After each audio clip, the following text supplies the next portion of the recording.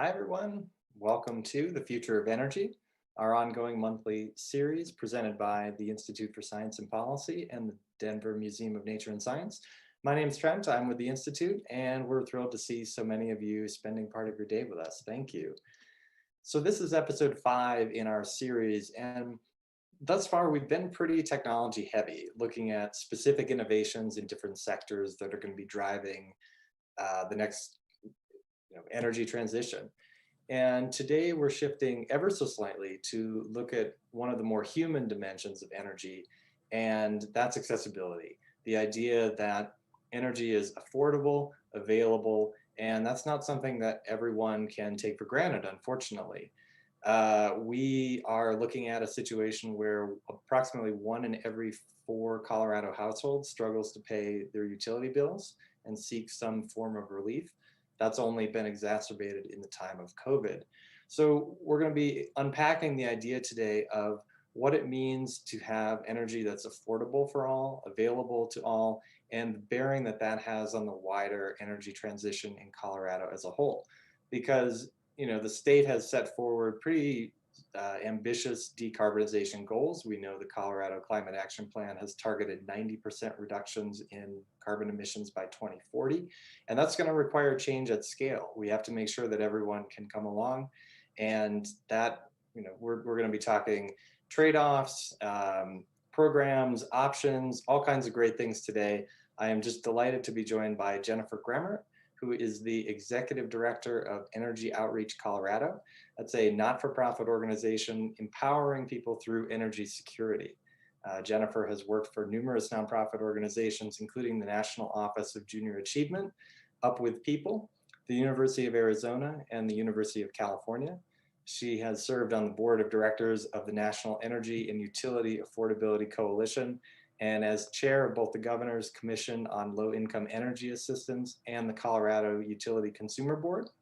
In 2017 and 2020, she was recognized as one of the Denver Business Journal's top women in energy, and she has extensive expertise in regulatory and programmatic solutions to ensure that vulnerable families have access to affordable, reliable home energy. Jennifer, thanks so much for joining us today. Oh, thanks for having me.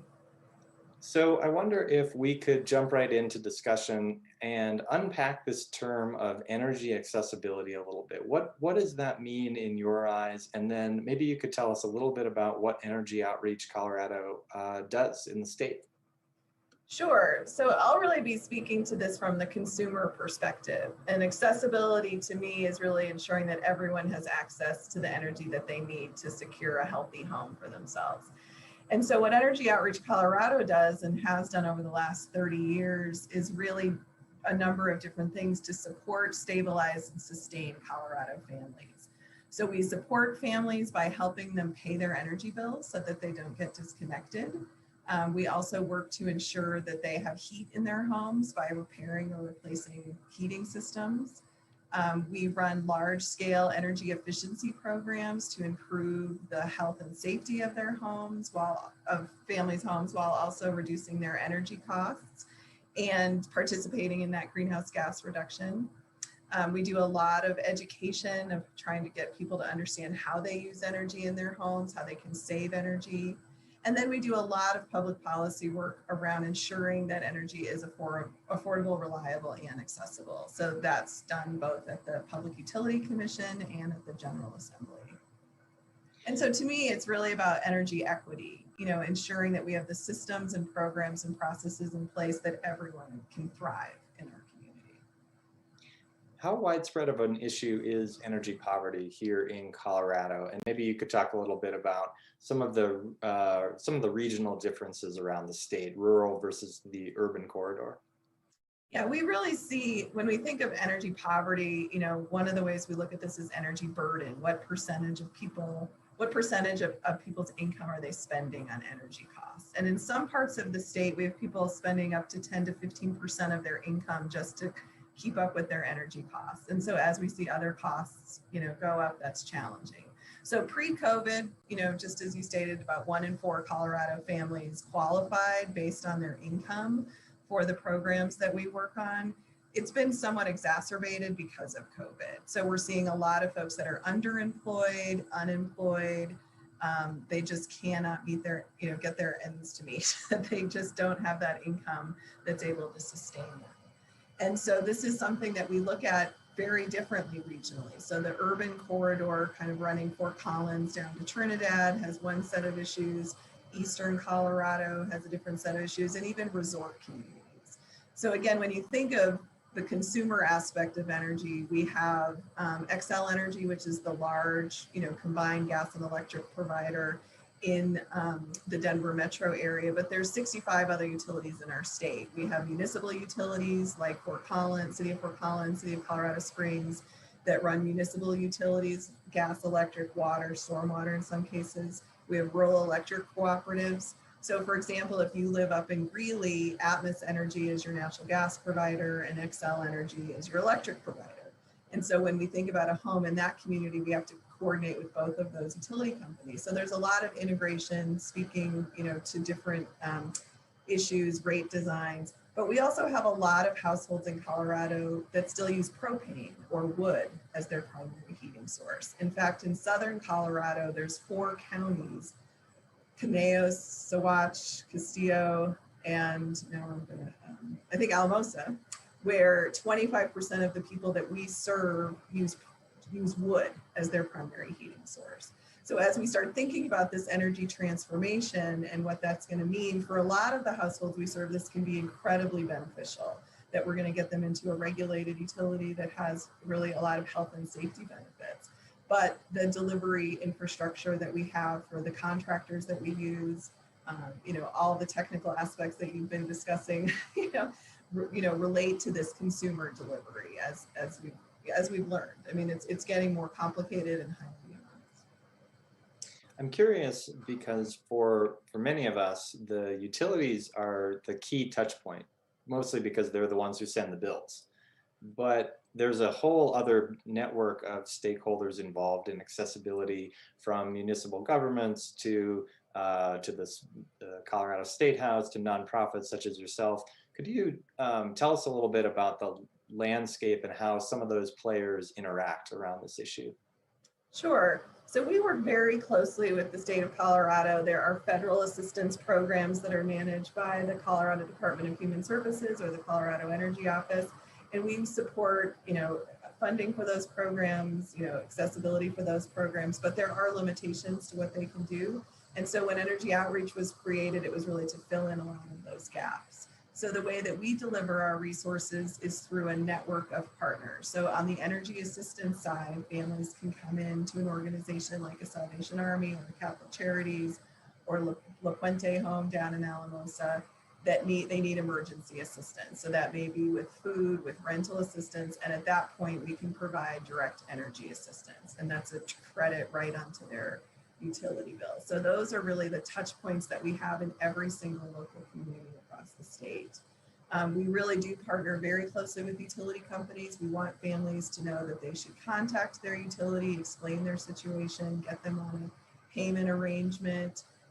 We really try to coordinate so that, again, we remove that disconnection. But we also coordinate, especially on the advocacy work we do, with environmental organizations, large associations, the Colorado Oil and Gas Association, AARP, the Colorado Center on Law and Policy, anyone that's doing advocacy work around vulnerable households, and really making sure that they're educated on what's happening in that energy and utility space. I think it's also really important to know that we have over 350 contractors across the state. So these could be HVAC companies, insulation companies, lighting companies.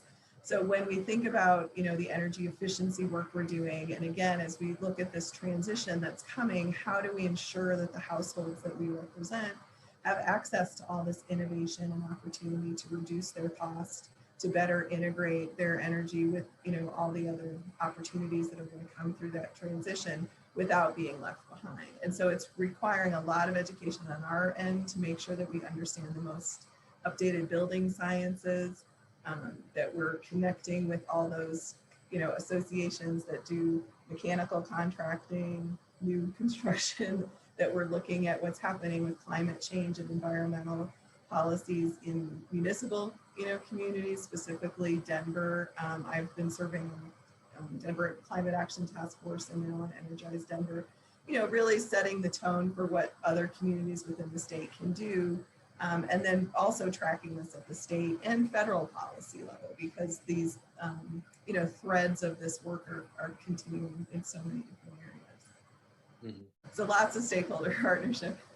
Yeah, absolutely. Are there any case studies from the last couple of years, any examples that stand out where your work was able to, really make an impact in a particular community or around one particular implementation, so to speak?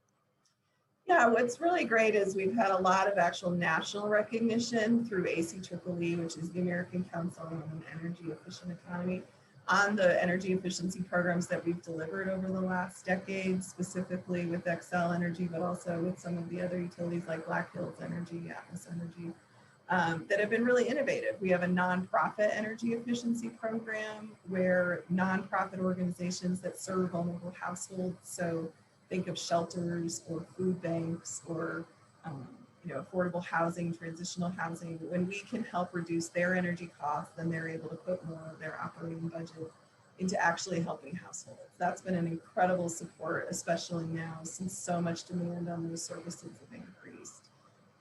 We've done some really innovative work with Xcel Energy on community solar gardens. So Xcel is building 100% low-income community solar gardens on the land of old power plants. And then our organization is subscribing that energy to help reduce energy bills moving forward.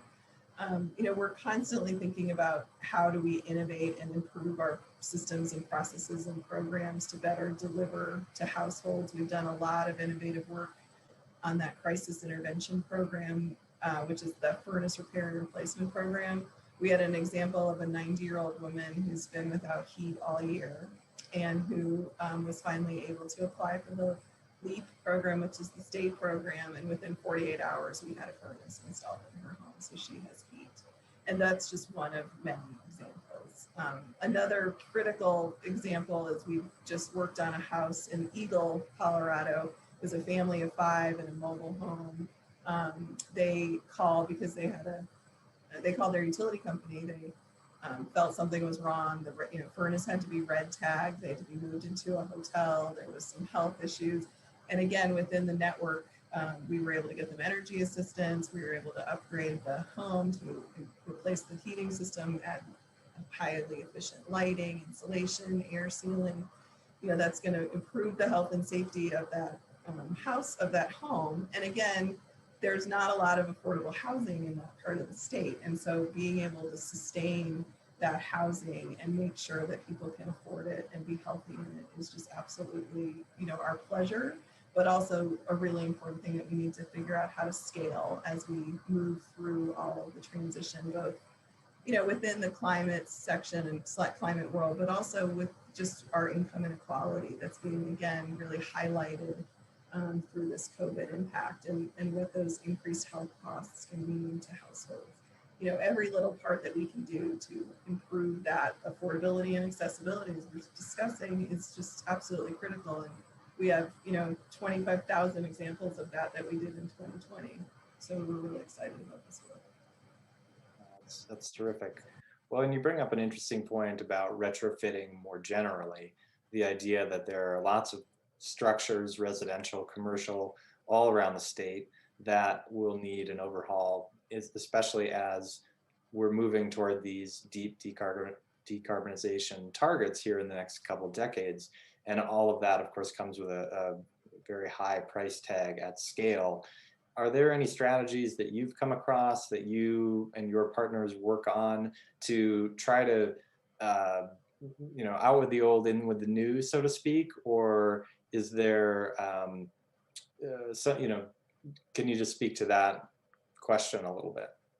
Yeah, absolutely. I mean, and this is something we've just really seen develop, over time. A lot of this is being driven by policy, as we have in Colorado done a good job of adding renewable energy, energy efficiency. We're starting to have more discussions around electrification. One of the things that we're always thinking about is, we're sort of agnostic when it comes to fuel type. We want, again, people to have reliable, accessible, affordable energy. And when we're doing a lot of furnace replacements right now, or helping a family on propane, convert to maybe even natural gas, that's a very affordable fuel right now. It's been incredibly important for the families that we've served over the last decade to have that affordable energy. Recognizing that that is changing, we have to make sure that we don't, create solutions that then leave people behind. And so we're really looking at the balance of all of this, seeing absolutely the opportunity of converting some homes to electricity and what that can mean for the health of that home and that community, but also really recognizing that we have to balance those costs and interests and making sure that as we, I think there's a lot of tension right now around the speed of this transition that's coming and the cost that's being anticipated, and that's a natural tension. And I think our work being at the intersection of energy, housing, and health, it's really imperative for us to keep coming up with innovative ways so that we can, again, scale this. We've done a lot of work in multifamily affordable housing where we've seen huge success. And what's been really interesting now is some of the work we did to add ventilation has been so critical of having positive indoor airflow in homes. One of the things we always enjoy, at least I've lived here 25 years, is you could open your windows at night, and let the cool air in. Well, if you lived in a community that had a lot of wildfires, that wasn't available. And so what did that mean for cooling your home and letting fresh air in? And how are we going to keep adapting to those things and being cognizant of them, while also recognizing that a one-size-fits-all solution doesn't necessarily work, and that we do have to be conscious of cost and how that's going to impact the families we serve. We talk a lot about at the Institute in our programming about trust in science, trust in data, using data to make informed policy decisions. How does that play into your work at a community level? How do you go into communities perhaps, or go talk to legislators and present information and use that to drive the decision-making process? Yeah, absolutely. It's really, really critical, and it's really hard to do. I'll give an example. We did a lot of work in the Elyria Swansea neighborhood that was part of the Central 7 deconstruction project that's being worked on. So there was funding that came from the Department of Transportation to mitigate the indoor air quality of homes. We really layered that on with our expertise in energy efficiency and the rebate programs that we manage for Xcel Energy and our partnership with the city and county of Denver. And we were able to mitigate the impacts of that construction on over 300 homes that are within sort of 500 feet of that space. Now, what came out of that was really a lot of non-energy benefits. We saved people a lot of money on their utility bills. We improved the indoor air quality. We obviously improved, the technology within the home. But, there were a lot of health benefits that came from that. And that's the part where we're struggling right now, is how do we collect that data? It's somewhat invasive to go into someone's home and install new insulation, and there's many interactions that have to happen. There's a trust level that has to happen. And even with COVID coming into play, we were able to adapt our procedures, frankly, so that we could safely continue that work at the most critical time we needed to. But then we're also asking people about how do you change your behavior around energy, and that's a difficult thing to do. And so I think we have to really continue to look and see where those data points are. We monitor this work nationally. We're constantly looking for research partners on this, but it is absolutely important. So we collect a lot of data now into a central database. We work again with our utility partners to help identify households that have the most opportunity for savings. And then again, we have a lot of community partners that will identify those households. One of the unique partnerships we have right now is with Children's Hospital, where they identified several zip codes that have had really high incidence of repeat emergency room visits, primarily due to respiratory problems. And so their health navigators partnered with our staff to identify homes that could really benefit from that home energy efficiency, but also health retrofit. And now they're able to start tracking what those health benefits are so that we can show that this investment is not only just reducing greenhouse gas emissions, but it is providing really significant health and cost benefits to households that we, can calculate for many years to come. So we've alluded to some of the effects of COVID. I'm curious how that has impacted you both in the short term of the last year or so, but then also any ramifications that you can foresee over the next several years. Yeah, well, we were incredibly fortunate. We had done a lot of strategic planning work in the last couple of years and really built up our internal systems and structures. And so when COVID hit, we were able to pivot pretty quickly. I know that's a word that's really overused, but that's exactly what we did. And so we actually served 40% more households with energy assistance in 2020, and we really kept all of our numbers stable in terms of our furnace programs, our efficiency programs.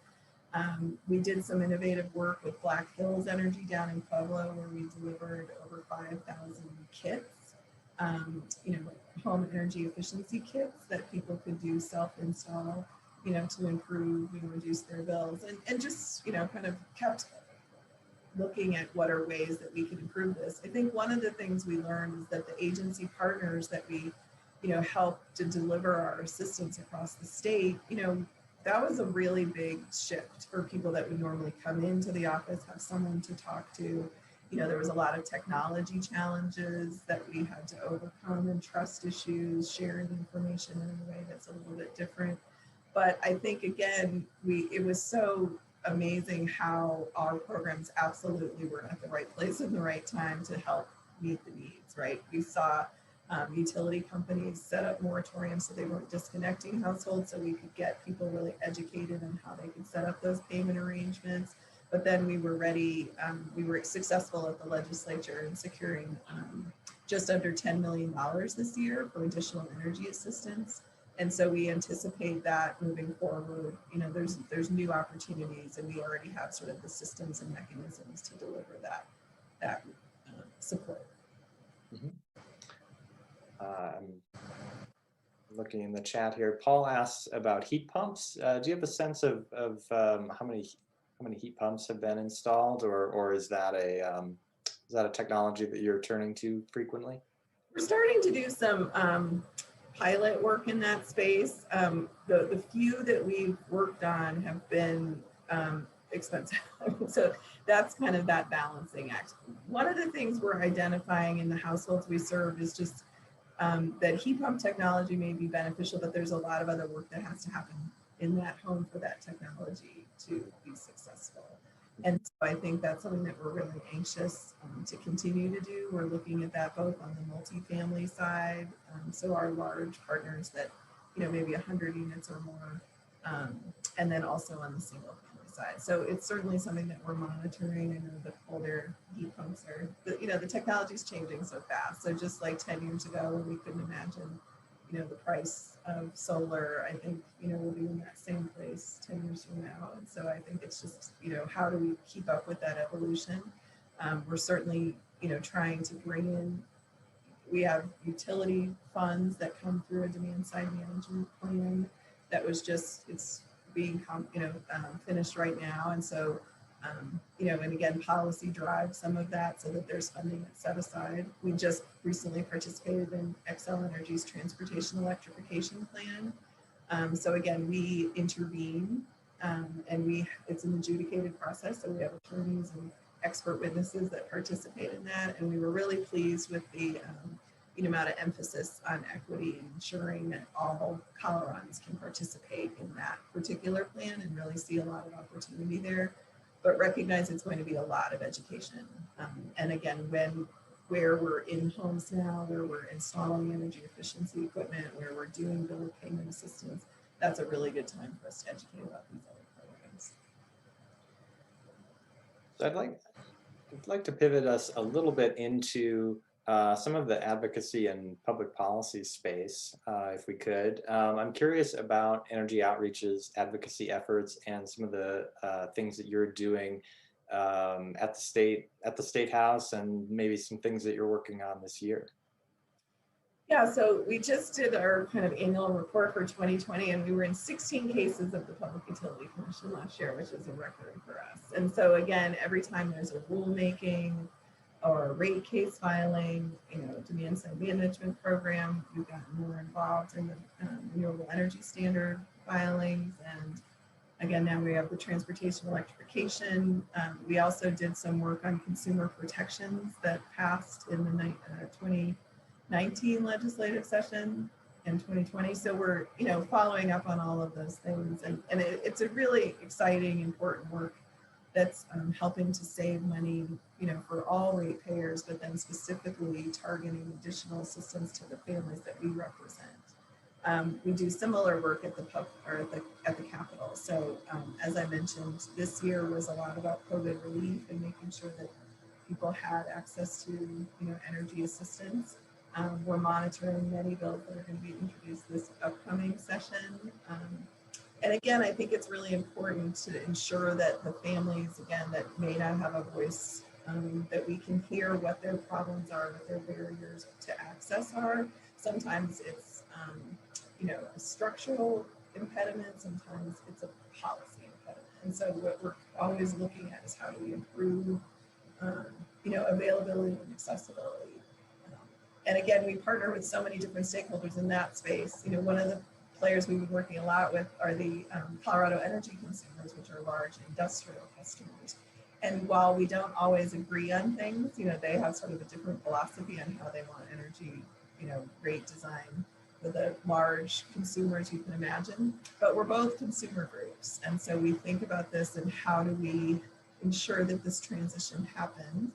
We don't want to be obstructionists, but we also really want to make sure that there's a balance.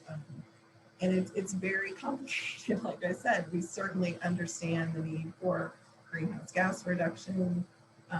We absolutely, understand that the families that we represent are most impacted by, climate incidents, whether it's fires or floods. They may not, the families we represent may not be able to adjust as quickly. That those costs do, and the health impacts do, challenge them.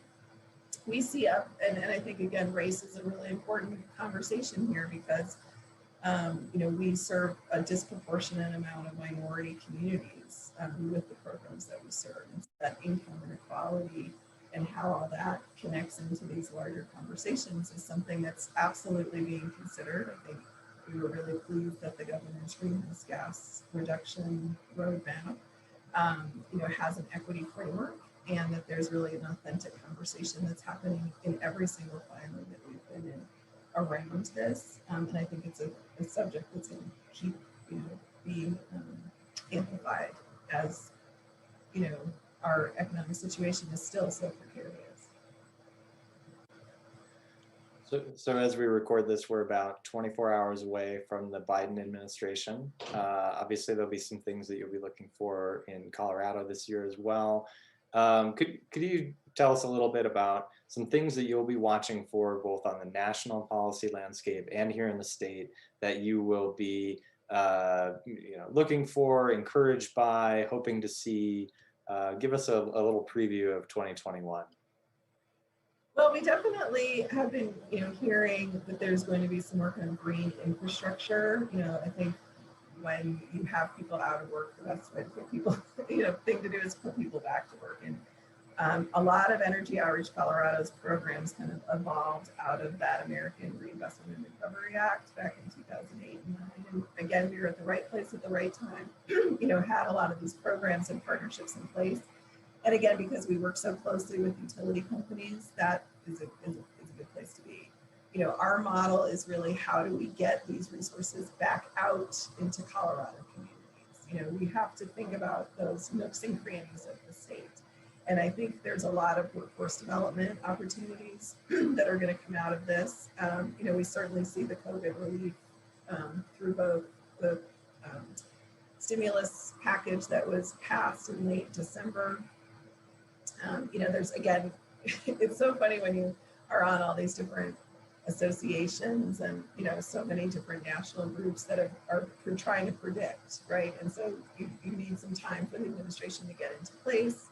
But we're certainly excited, that the belief in science is there, that we can use data to prove that the investments that we make in these households and the work that we do to ensure families can afford energy is a good one.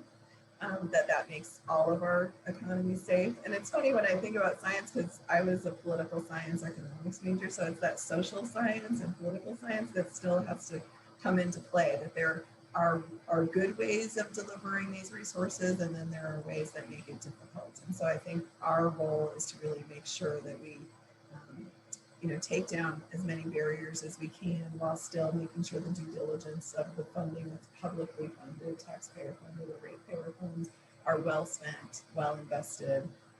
But we absolutely believe that the households that we represent need more help than the average household. So we need extra supports and extra certainty that these households won't be left behind as all of this happens, because it's all going to happen fast and furiously. But again, feel really good about the partners that we have, and there's lots of really smart people, and most of them in Colorado, or have roots in Colorado that are helping to drive those decisions.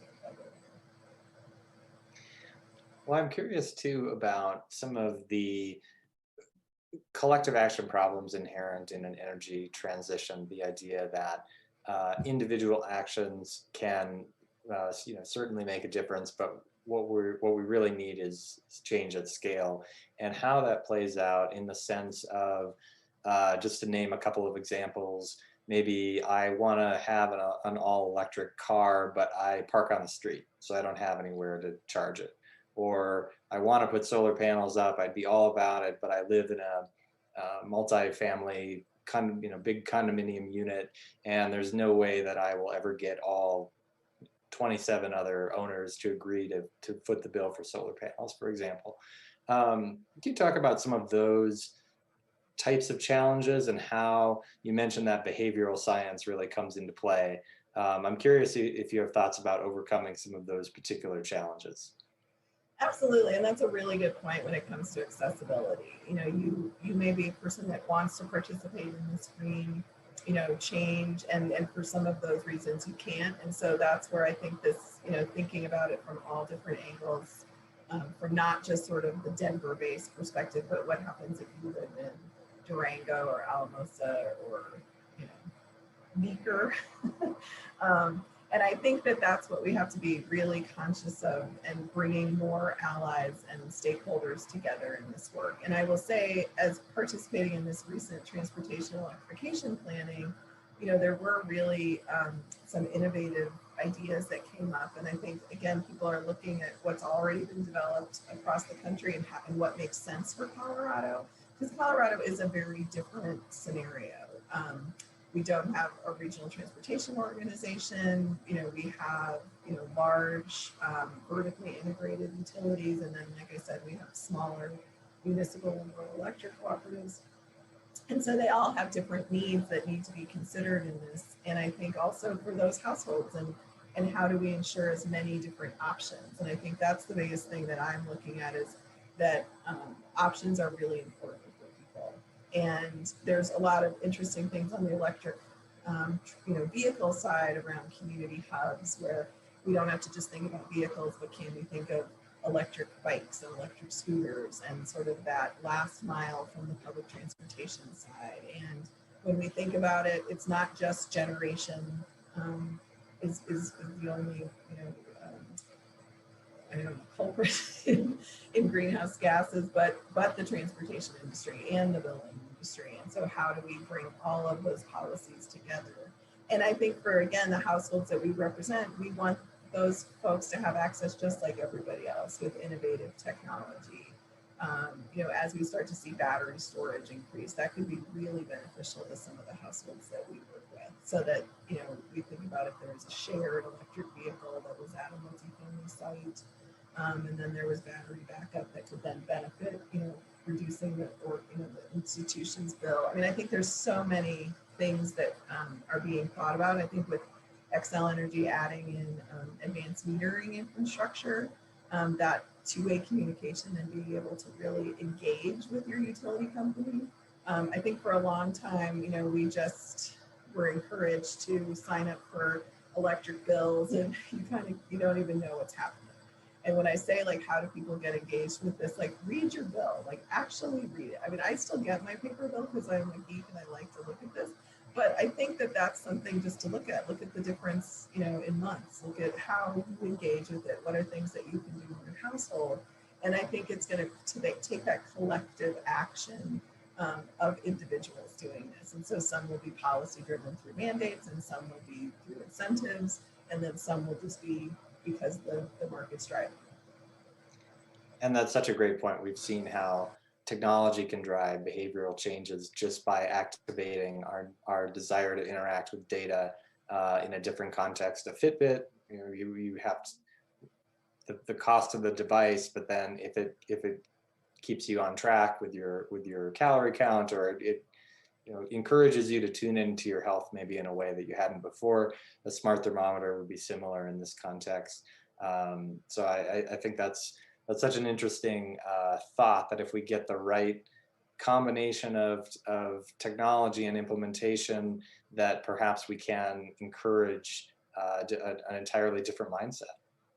And I think it's going to take patience. I mean, I think these things take time and they have to evolve. And I think, again, we're so much more integrated with our home than we used to be because we are home, right? I mean, and even some of the families that we see, their kids used to get most of their meals at school, and they're not going to school. They used to get maybe some health care at school that they weren't receiving, or some checkups or things like that. And so how that community interaction really impacts a person's livelihood. And so as we start to drive these innovations and technologies, we have to remember those households that are just operating in crisis, that need a little bit more assistance to be able to do that. They might need more information, they need more time, they might need more subsidy. And I think that, recognizing that if we can do this correctly, and I think we're at the cusp of this right now, where there's so many new things coming into fruition at the same time, with this view of equity and this lens, then we can really do it correctly. And I'm really, excited about the opportunities. I do think that this new administration, and I think, again, we have a governor that has been driving this administration for so long, and I think there's really good leaders, that are striving for this. So it's exciting. Viewer Shelley writes in with a question: how can local citizen groups get involved in helping with the transition, with helping to install or facilitate more efficient energy systems for these households? Yeah, that's a great question. I mean, I would certainly encourage people to look at our website, which is energyoutreach.org. It has all of our local partners. So whatever zip code you live in, we have a partner there that, can help. I think it's really, doing that research. What's we're struggling with right now is getting into households. It's hard right now, especially with the vulnerable, older adults that we work with. And so for us, we really partner with community-based organizations to do that, again, which there are many. I think the larger environmental groups are also having a lot more of a lens on equity, and so they're directing people to local community partners to do this. There's a lot of great groups out there. I mean, I'll throw out a couple in the metro area, but Mile High Youth Corps is a great one. Mile High Connects if you're interested in transportation issues. Certainly email me if you have any specifics, but I think, what we look at folks to do is to, again, engage with your energy bill, understand it, and start to learn about how you're personally doing it. Certainly help organizations like ours if you have the means, to contribute and to help us support more households across the state. I would encourage people to read the greenhouse gas reduction roadmap. There's a lot of really good information in there, and they point to different organizations doing good work. I think there's more organizations. I think certainly the Institute has lots of great resources on its website. I think this is the time. If you're interested in this, this is a great time to get more engaged. Well, I think that's a great note to wrap up on, and we're certainly excited to see what lies ahead for this administration, and certainly the next year is going to be pretty interesting in this space. Jennifer, I want to thank you so much for joining us. This has been a great discussion. Thank you for coming on and sharing your expertise, and we hope to stay in touch with you, and we'll make those resources available. Great, thank you. Thanks so much. And thanks to our audience today. We're thrilled to have you spending time with us. And thanks to my colleagues at the Institute for Science and Policy. Thanks to the Denver Museum of Nature and Science that makes it possible for us to host this series. If you're interested in finding a recording of this episode or any of our previous episodes, those are all available on our YouTube page. Just search Institute for Science and Policy. We also tweet out the recordings on our Twitter page, Facebook. You can find us in all the usual places, and please do sign up for our newsletter to get the invitations for all of our future sessions. We'll be back next month in February. We're going to be talking green buildings, sustainability, building integration, design. Should be a fun session, so we hope that you will tune in again, and we'll talk to you next time. Stay safe, everyone.